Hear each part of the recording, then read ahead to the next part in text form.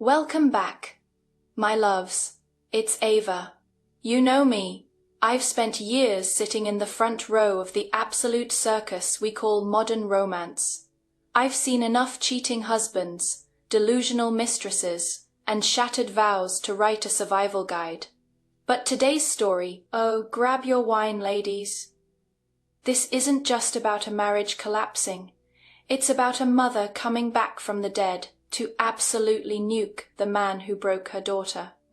It's the ultimate karma delivery, and honestly, the sheer mama bear energy is giving me life. Let's dive into the wreckage. I died with my eyes open. The last sound I heard wasn't the steady, rhythmic beeping of my heart monitor, but the agonizing echo of my own helplessness.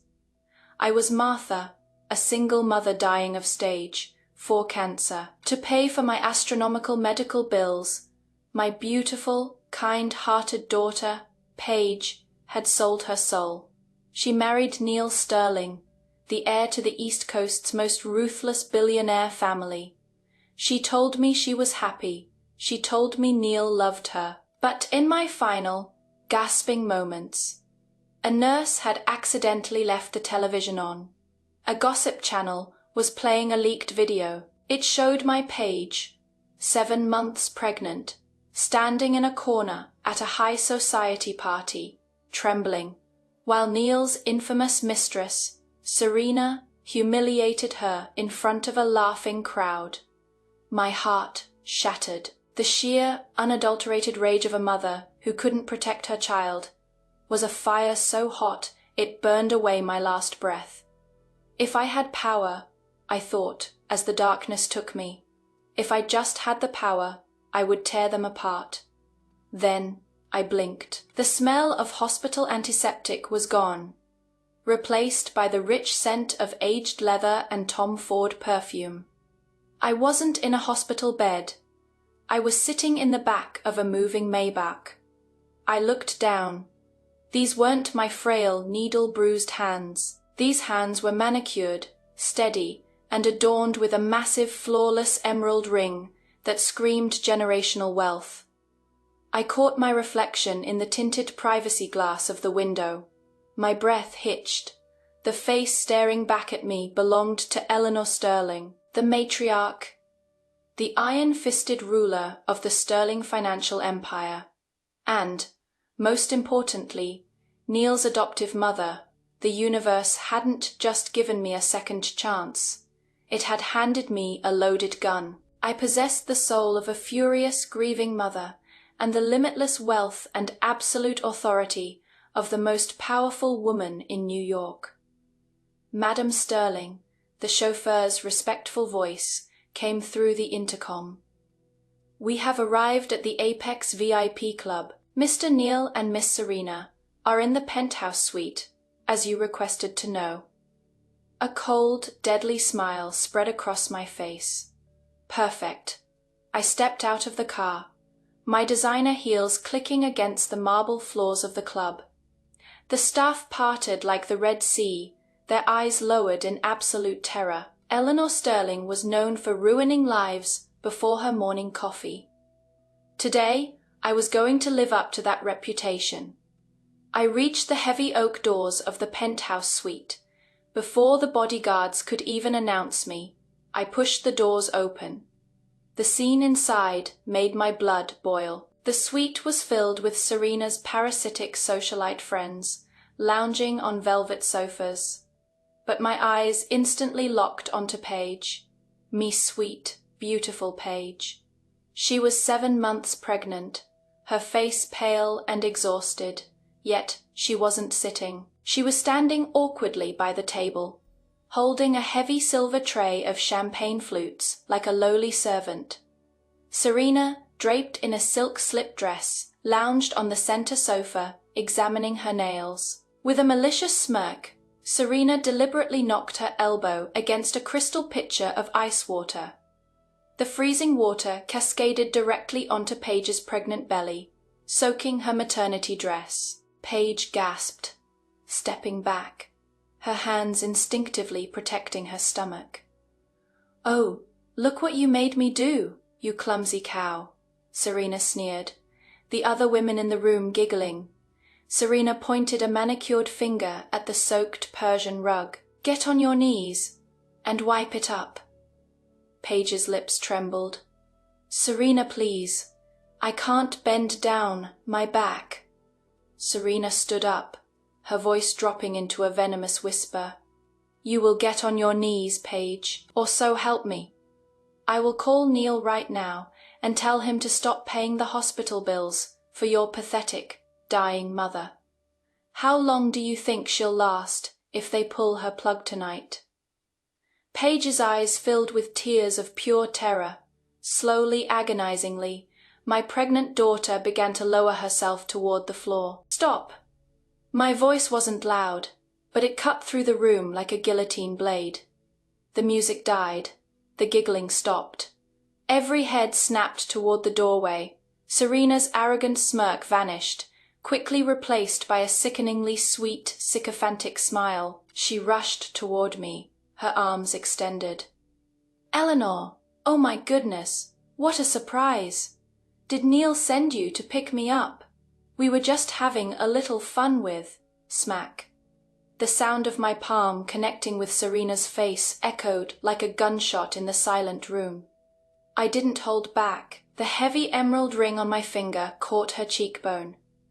Serena shrieked, stumbling backward and crashing into a glass coffee table. She held her face, looking up at me in absolute, wide-eyed shock. Let's pause right here. I've seen plenty of mistresses acting like they've won an Oscar, but Serena really thought she had VIP access to the mother-in-law. Honey, you're the side piece, not the centerpiece. There is nothing quite as satisfying as watching a home. Rekka's delusions shatter against a massive generational emerald ring. It's giving reality check, courtesy of old money. You can buy the silk slip dress, but you can't buy the audacity to disrespect the matriarch, who gave a cheap home, wrecking parasite the right to address me by my first name. I stepped closer, looking down at her like she was a stain on my shoe. Mom, what the hell are you doing? Neil's voice boomed from the hallway. He rushed into the suite, his custom suit tailored to perfection, looking every bit the arrogant billionaire heir. He immediately ran to Serena, pulling her into his arms. Are you crazy? Neil glared at me, his eyes full of indignant rage. Serena is pregnant with your grandchild. We were just playing a harmless game with Paige. Why are you defending her? You've always hated her. I looked at Neil, the man who had tortured my daughter, the man who thought he was untouchable. A harmless game? I took a step toward him, my presence so overwhelming that he instinctively took a half step back. Let me make something abundantly clear to you, Neil. Paige is the legally married wife of the Sterling family. The child in her womb is the only recognized heir to this dynasty. I slowly shifted my gaze to Serena, whose cheek was already swelling into a purple bruise. Whatever bastard you are carrying is nothing but a liability. Serena burst into loud, theatrical tears, burying her face in Neil's chest. Neil, do something. She's hurting me. Neil puffed out his chest, trying to assert his dominance. Mom, you are crossing a line. I am the CEO of the Sterling Group. I run this family now. I decide who gets respect, and I say Serena stays. I let out a low, dark laugh. It was a sound so devoid of warmth that the temperature in the room seemed to drop. You are the CEO because I allow you to sit in that chair, Neil, I whispered, my voice dripping with venom. Do not confuse my charity with your capability today. I am taking my daughter, in-law, home. If either of you ever disrespects her again, I will strip you of everything you own faster than you can blink. Try me. Without waiting for his response, I turned to Paige. She was staring at me, her eyes wide with a mixture of shock and sheer disbelief. The Eleanor she knew had always ignored her suffering. I walked over to her. My heart physically ached, yearning to pull her into a tight hug and tell her mommy was here. But I couldn't, not yet. Instead, I gently took the heavy tray from her shaking hands and tossed it onto the floor. The crystal shattered, making the sycophants flinch. I took off my cashmere coat and draped it over Paige's wet, shivering shoulders. "Come with me, Paige," I said, my voice softening just a fraction. "We are going home." The drive back to the Sterling Manor was silent. Paige sat rigidly beside me, her hands nervously clutching the edges of my coat. She was terrified of me. It broke my heart, but I knew I had to play the long game to secure her future. When we arrived at the sprawling palatial estate, I turned to the head maid waiting in the foyer. "Take the young madam to her room to rest. Have the kitchen prepare a hot ginger soup," I ordered. "Right away, madam," the maid said, though her tone held a hint of subtle disdain when she looked at Paige. I stood in the grand foyer, watching as the maid led my pregnant daughter away. But instead of walking up the grand sweeping staircase toward the master suites on the second floor, the maid guided Paige down a narrow, dimly lit hallway toward the back of the house. Frowning, I quietly followed them. I watched as the maid opened a heavy wooden door. The smell of damp mildew and cleaning chemicals instantly hit my nose. "In you go," the maid said casually, turning on a single flickering overhead bulb. I stepped out of the shadows and looked inside. My breath caught in my throat. My vision went red. It wasn't a bedroom. It was a windowless storage closet. A tiny rusted cot was shoved against the wall, covered by a single, thin blanket. The blanket I had knitted for her before I died. This is where the legitimate, pregnant wife of the billionaire CEO had been living. I clenched my fists so hard, my manicured nails dug into my palms. "Kneel, Serena. You have no idea the hell I am about to rain down upon you." The silence in that narrow, windowless hallway was deafening. I stared at the rusted cot, the thin, hand-knitted blanket, and the harsh, flickering light bulb above. This was not a room. It was a cage. "Is there a problem, madam?" the head maid asked, her tone entirely too casual. She crossed her arms, clearly used to the old Eleanor, turning a blind eye to Paige's suffering. "Mr. Neal instructed us to move her here months ago," he said. "The master suite was needed for Miss Serena's delicate condition."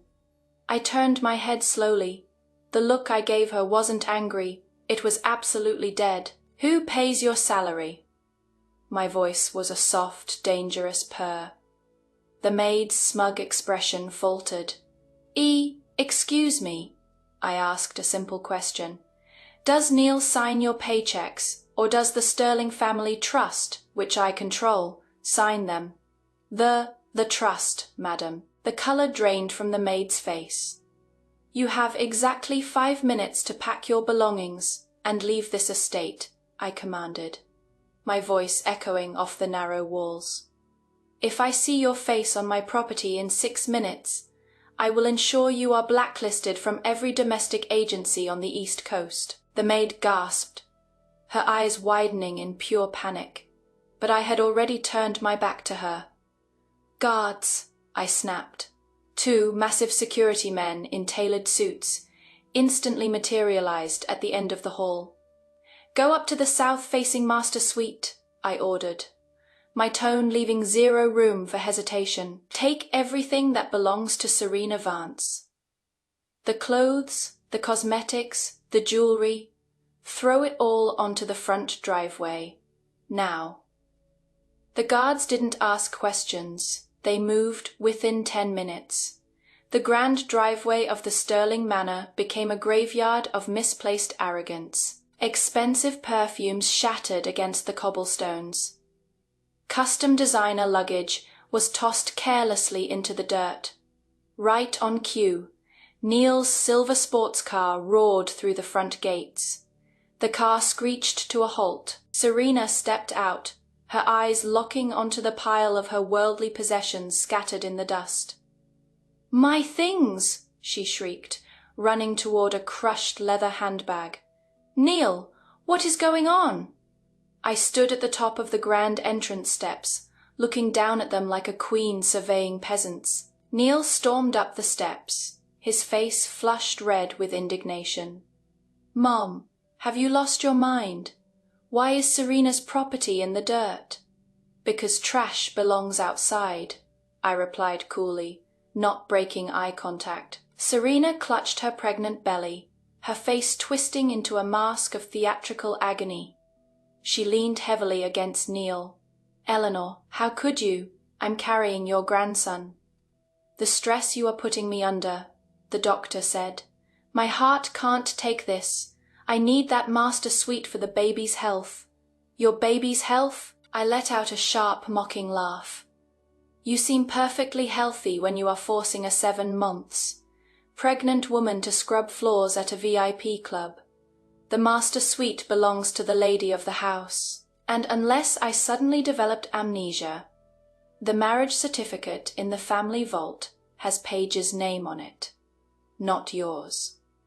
Neil's jaw clenched so hard a muscle ticked in his cheek. He hated being undermined, especially in front of the staff who were now watching from the windows. I am the man of this house, Neil hissed, stepping closer to me, trying to use his height to intimidate me. I said Serena stays in that room. You are retired, Mother. Don't interfere in my marriage. I didn't flinch. I simply tilted my head, my eyes locking onto his with predatory stillness. Your house? I whispered, my voice dripping with lethal amusement. Neil, you don't even own the tires on that sports car you drove in on. Everything you have, your title, your black cards, the roof over your head, is a privilege I grant you. A privilege I can revoke with a single phone call. Oh, I have to laugh. How many guys exactly like Neil have we met? They puff out their chests, acting like self-made alpha wolves, when in reality, they're just trust, fun toddlers driving cars they don't own. Neil thought his arrogance was a superpower. He completely forgot that a man's ego is incredibly fragile when a woman holds both the receipts and the purse strings. Neil's breath hitched. The arrogant facade cracked, revealing the deeply insecure, powerless boy underneath. His eyes darted nervously. He knew I wasn't bluffing. Pick up your garbage, I said, looking past him to a trembling Serena. You will sleep in the guest house by the stables. If you complain, you will sleep on the street. Without waiting for their response, I turned and walked back inside. I found Paige standing awkwardly in the foyer, shivering in my oversized cashmere coat. She looked at me with wide, terrified eyes, like a frightened animal waiting for the trap to snap shut. Come, I said gently, guiding her up the grand staircase. We entered the newly cleaned master suite. It was massive, bathed in warm sunlight, with a plush king-sized bed. Paige stood frozen near the door. I can't stay here. Neil will be angry. He'll punish me. He will never touch you again, I said firmly. I reached out to help her take off the heavy, damp coat. As the coat slipped off her shoulders, the sleeve of her maternity dress rode up. My hands stopped. There, stark against her pale skin, was a mosaic of bruises. Some were faded yellow, others an angry, fresh purple. They were the unmistakable marks of aggressive, forceful grips. Fingerprints of cruelty pressed into my daughter's flesh.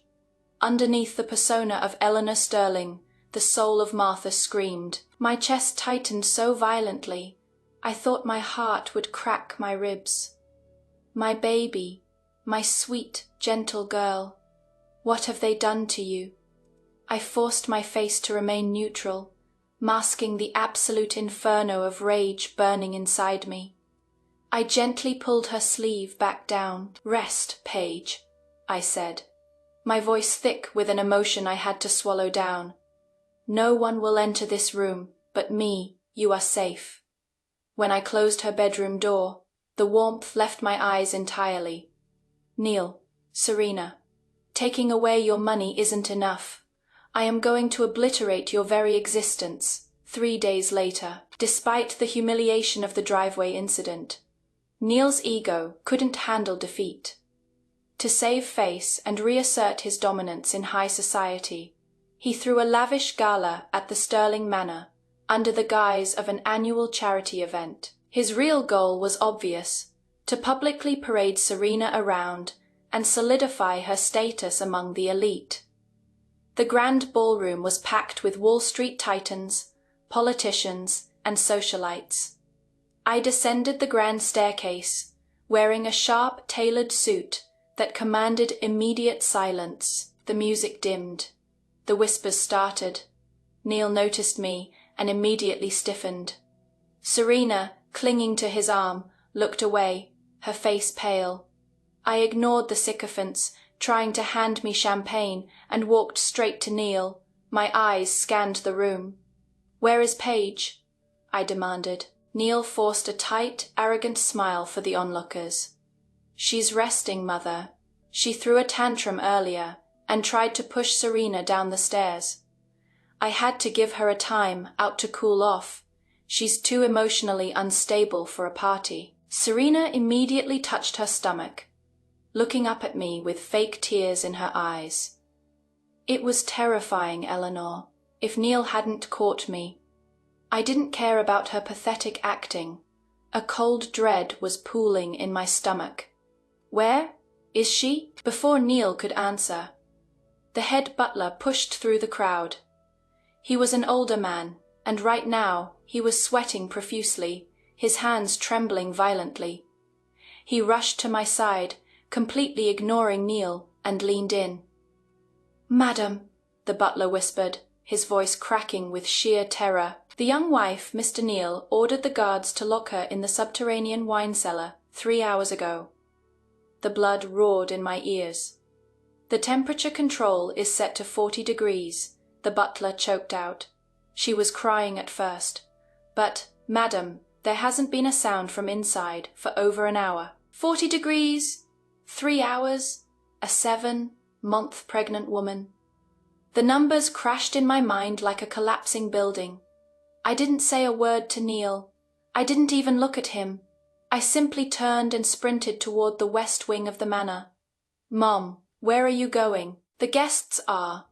I shoved past a billionaire real estate mogul without a second glance. My heels dug into the Persian runners as I practically flew down the spiraling stone stairs leading to the subterranean levels. The air grew noticeably colder with every step. I reached the heavy, reinforced steel door of the climate, controlled wine cellar. "Open it!"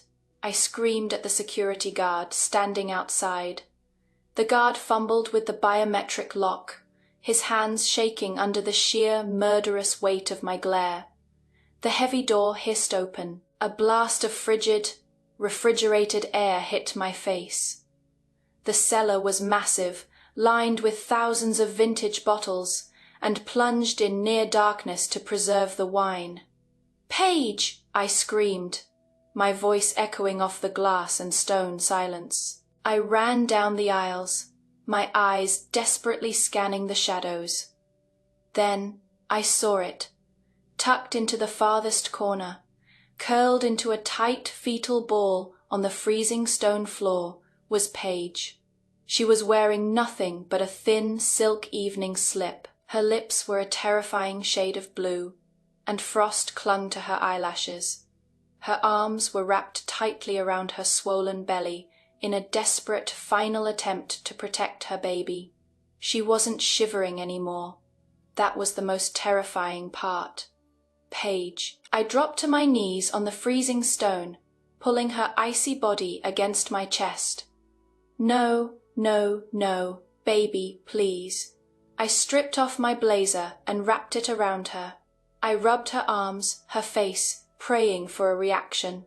Her head lolled back against my arm. Her breathing was so shallow, it was barely detectable. Footsteps echoed from the stairs. Neil appeared in the doorway, Serena trailing behind him. He looked annoyed, completely oblivious to the gravity of the situation.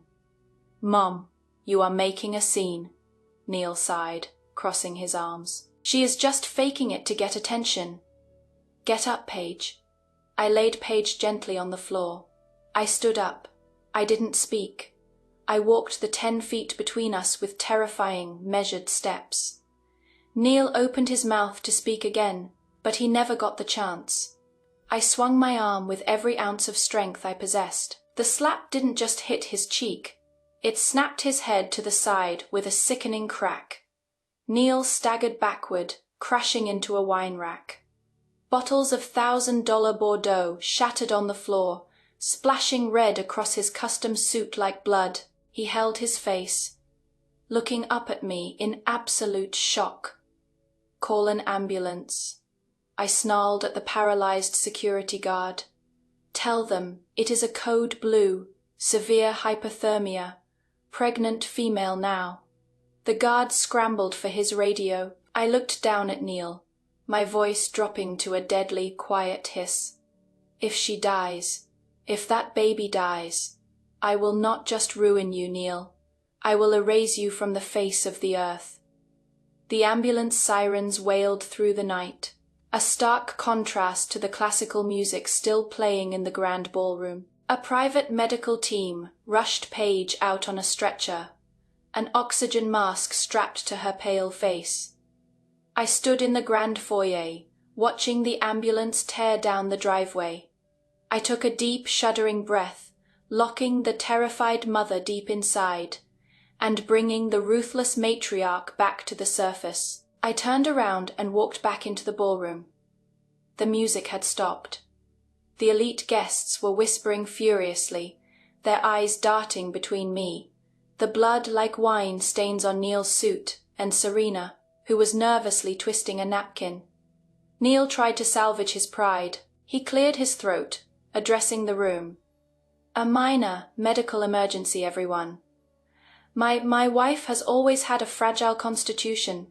Please enjoy the champagne." He turned to me, lowering his voice. "Mom, you are embarrassing the family. Serena's child is the true sterling heir. I had to discipline Paige." She pushed Serena. Silence. The word echoed through the cavernous room, through the microphone I had just picked up from the podium. The entire ballroom went dead silent. Hundreds of the most powerful people in New York turned their attention to me. "My adopted son claims his mistress was attacked." I spoke into the microphone, my voice crystal clear and devoid of emotion. "He claims his actions were justified to protect his true heir. Let us see what kind of woman he is protecting." I nodded to the AV technician at the back of the room. The massive projector screen, meant to display charity auction items, suddenly flickered to life. It wasn't a slideshow, it was security footage. High definition, undeniable footage pulled directly from the Manor's internal servers. The first clip played. It was the living room, dated 3 weeks ago. The room watched in stunned silence as Serena, accidentally, kicked a shattered porcelain vase directly into Paige's hands while she was cleaning it, causing Paige's hands to bleed profusely. Serena just laughed. The second clip, the hallway. Serena grabbed Paige's hand, slapped herself in the face with it, and then threw herself onto the floor, screaming for Neil. Neil ran in and immediately started screaming at a bewildered, terrified Paige. Clip after clip, psychological torture, forced labor, malicious framing. The ballroom was paralyzed. These were old, money elites. They understood ruthlessness in boardrooms, but this level of unhinged, trashy cruelty was revolting to them. Disgusted whispers erupted. People were stepping away from Neil and Serena, as if they were contagious. Serena's face was the color of ash. She panicked, waving her hands frantically. "It is fake," Serena shrieked, her voice shrill and desperate. "It's a deep fake. Eleanor hired someone to use AI to make those videos. I would never. I'm a mother." "Is it?" I asked coldly. Before she could lie again, the heavy oak doors of the ballroom swung open, red and blue lights flashed against the marble walls outside. 4 uniformed police officers, accompanied by 2 detectives in suits, strode into the room. Neil's arrogance finally cracked. Genuine panic flooded his eyes. He stepped in front of Serena, holding up a hand toward the officers. "Officers, there's a misunderstanding," Neil stammered, his voice losing all its bass. "This is a private family matter. I am Neil Sterling, CEO of the Sterling Group. You have no jurisdiction here." The lead detective didn't even look at him. He looked directly at me. I walked down from the podium, opening my designer clutch. I pulled out a thick, sealed legal document bearing the watermark of the Sterling Family Trust. "He is not the CEO," I said, my voice echoing through the silent room. "And as of this exact moment, his name is no longer Sterling." The ballroom was so quiet you could hear the ice melting in the champagne buckets. Neil stared at the sealed legal document in my hand, as if it were a venomous snake. His chest heaved, his eyes darting frantically between me, the police officers, and the disgust on the faces of New York's elite. Mother, what are you doing?" Neil's voice trembled. The arrogant CEO was gone. In his place stood a terrified boy realizing his safety net had vanished. "You can't do this. I am your son. I am the only heir to the Sterling Empire." "You are a biological accident," I stated, my voice as cold and hard as a diamond. A collective gasp rippled through the crowd. I looked at the sea of billionaires and socialites, then back to Neil. For 28 years, I protected the Sterling name. When my late husband's mistress died in childbirth, he brought you to my doorstep to prevent a scandal that would crash our stock prices. I claimed you as my own. I gave you my name, my resources, and a seat at the head of the table. Neil's face drained of all color. He stumbled back a step, shaking his head. No, that's a lie. Dad said I was his true. Your father was a coward who couldn't keep his pants zipped, and you are exactly like him." I cut him off, my voice rising just enough to command absolute authority. "You are not a Sterling by blood, and as of tonight, you are no longer a Sterling by law." A masterclass in taking out the trash. Neil built his entire arrogant personality on a bloodline that wasn't even his poetic justice. Really, men like him always blame the women around them for their failures, right up until their safety net is legally incinerated in front of New York's elite. The way he folded like a cheap lawn chair. Deliciously pathetic. I handed the document to Arthur Pendleton, the Sterling family's chief legal counsel, who had just stepped out from the crowd. Arthur adjusted his glasses, his face completely devoid of sympathy. He broke the seal on the document. "Pursuant to the morality and conduct clause embedded within the Sterling Family Trust," Arthur read, his voice projecting clearly across the room. "Any beneficiary found guilty of severe moral turpitude, criminal negligence, or actions that actively endanger the legitimate heirs of the Sterling bloodline shall face immediate and irrevocable disinheritance."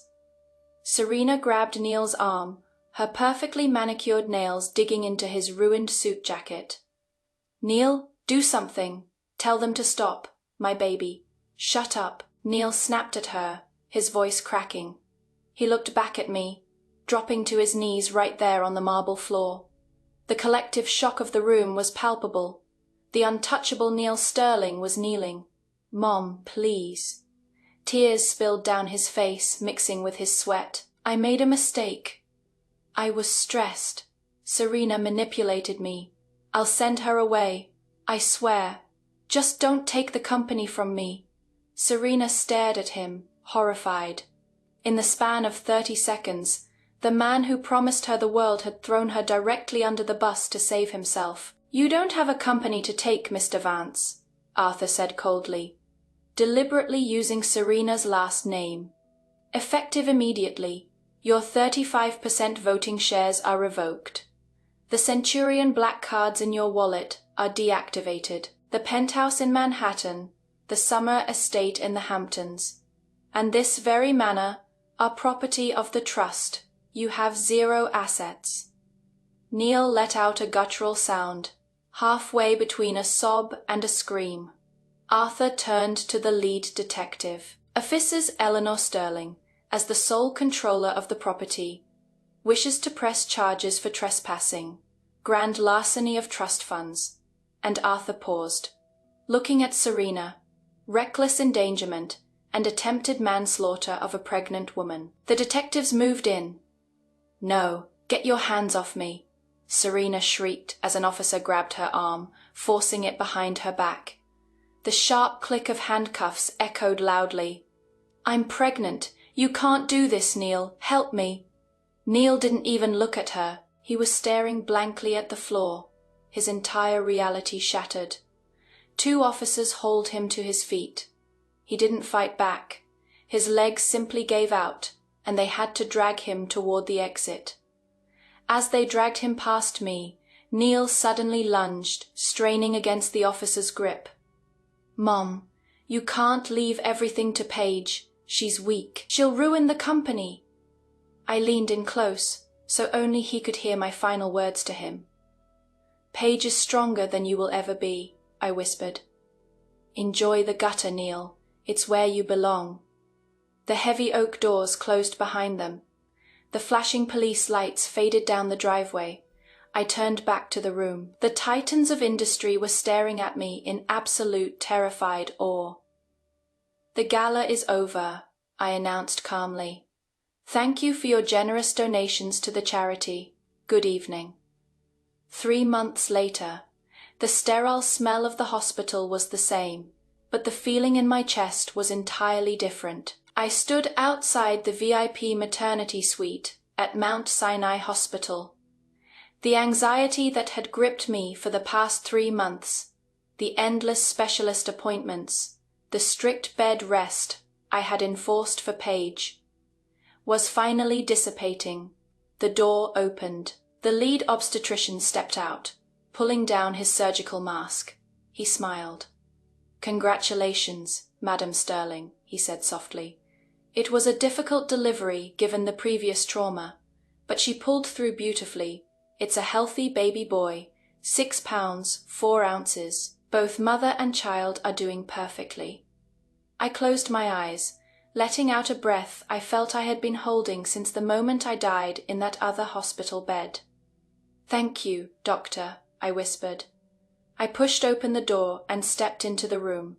Sunlight streamed through the large windows, bathing the room in a warm, golden glow. Paige was lying in the hospital bed.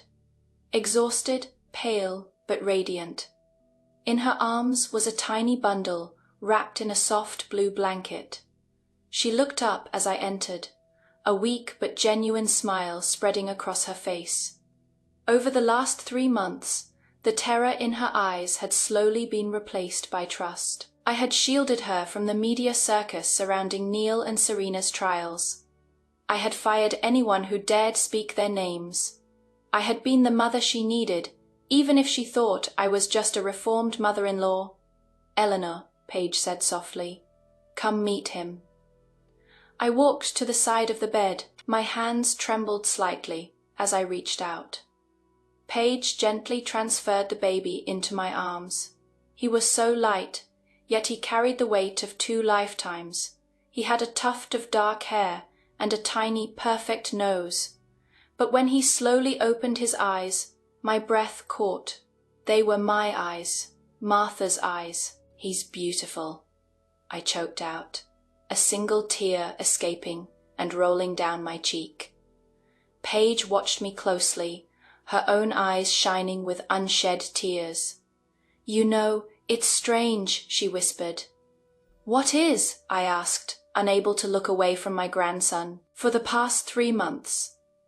The way you look at me, the way you hold my hand when I'm scared, the way you brush my hair. Paige's voice trembled. You don't act like Eleanor Sterling. You act exactly like my mother. I froze. I slowly lifted my head to look at her. The silence in the hospital room was profound, broken only by the soft, rhythmic breathing of the newborn in my arms. Paige was staring at me, her eyes searching my face with a desperate, impossible hope. Her hands gripped the edge of the hospital blanket, knuckles white. "Paige!" I started, my voice thick with emotion. I had practiced this moment 1,000 times in my head over the last 3 months, but now the words felt stuck in my throat. "When I was 7, Paige whispered, her voice shaking, "I fell off my bike and scraped my knee down to the bone. You, my mother, carried me 3 miles to the clinic because we didn't have a car. You sang 'You Are My Sunshine' the whole way to keep me from crying." Tears began to blur my vision. "When I got my first period in middle school, I was so terrified I locked myself in the bathroom," Paige continued, a tear slipping down her cheek. "My mother sat outside the door for 2 hours sliding chocolates under the crack until I came out." I closed my eyes. The memories hit me like physical blows. "And the night before I married Neil," Paige choked out a sob, "I cried in my mother's hospital room. I told her I didn't want to leave her. She told me she would always be my shield, no matter what." I couldn't hold it back anymore. The iron facade of Eleanor Sterling shattered completely, leaving only the raw, bleeding heart of Martha Hayes. "I told you," I wept, stepping closer to the bed, "that even if I had to fight God himself, I would never let anyone hurt you," Paige gasped. Both of her hands flew to her mouth, her eyes widening in absolute shock. "I know it sounds insane," I cried, carefully shifting the baby to one arm so I could reach out to her. "I died, Paige. I died in that hospital bed, watching a video of Serena pouring ice water on you. The rage, the absolute hatred I felt, it pulled me back. I woke up in Eleanor's body in the back of that Maybach." Paige was shaking her head, not in denial, but in overwhelming, mind-bending realization. "That is why I knew where to find you in the club," I said, tears streaming freely down my face. "That is why I threw them out. That is why I locked Neil away. Because I am your mother, Paige. I came back for you." "Mom!" The word ripped from Paige's throat, a sound of pure, agonizing relief. She threw her arms around my neck, burying her face in my shoulder. I wrapped my free arm around her, holding her and my grandson against my chest. We wept together for the pain of the past, for the cruelty she had endured, and for the miraculous, impossible second chance we had been given. "I knew it," Paige sobbed into my shoulder. "I felt it. The moment you put your coat over me at the club, I felt my mother. I am here, baby." I kissed the top of her head, breathing in the scent of her hair. "Mommy is here, and no one will ever hurt you again." We stayed like that for a long time, letting the trauma wash away in the quiet safety of the sunlit room. When we finally pulled back, Paige wiped her eyes, looking down at the sleeping infant in my arms. A soft, radiant smile touched her lips. "Mom," she said, her voice finally steady, "what should we name him?" I looked at the tiny face, a symbol of our victory over despair.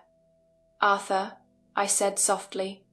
"Arthur Hayes Sterling, because he is the king of his own destiny, and he carries the strength of our family." "Arthur," Paige repeated, touching the baby's tiny cheek. "It is perfect." 2 years later, the heavy iron gates of the state penitentiary clanged shut. Neil stood outside the prison walls, clutching a thin plastic bag containing his few personal belongings. He wore a cheap, ill-fitting suit that hung off his gaunt frame. The man who had once commanded Wall Street now looked like a ghost. He had served 2 years for embezzlement and fraud, a reduced sentence achieved only by turning state's evidence against his former associates. He looked around the desolate bus stop. No Maybach was waiting for him. No sycophants. Nothing. He pulled a crumpled newspaper from his pocket. It was a week old, found in the prison library. The front page of the business section featured a massive full-color photograph. It was Paige. She looked breathtaking. She was wearing a sharp-tailored power suit, standing confidently at a podium. The headline read, "The New Era of Sterling."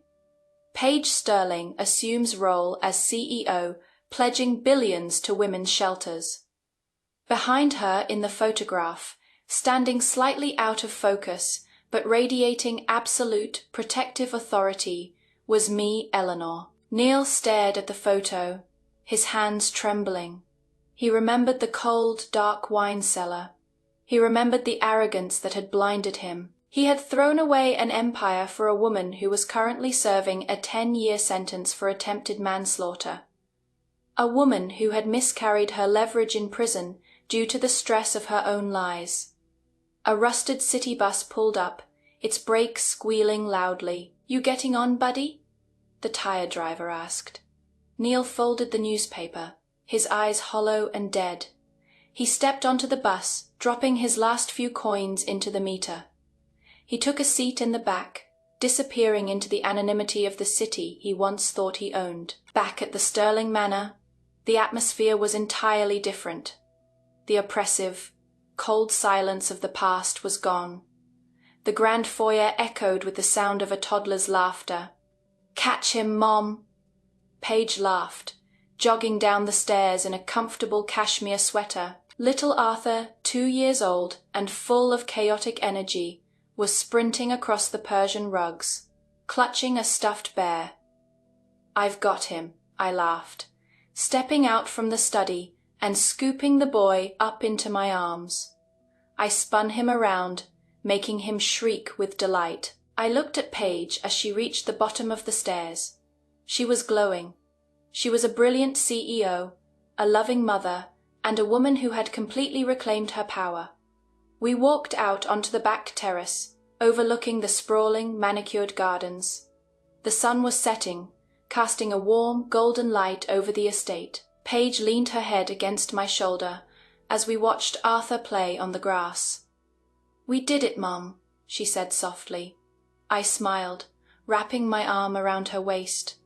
The matriarch's wealth had given us the weapons, but a mother's love had won the war. "Yes, my darling," I replied, looking out at the empire that was finally truly ours.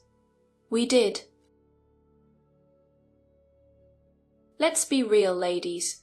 We all love a good, unhinged revenge fantasy, especially when the karma is served ice, cold on a silver platter. But what really gets me about this story isn't just the absolute demolition of Neil's ego.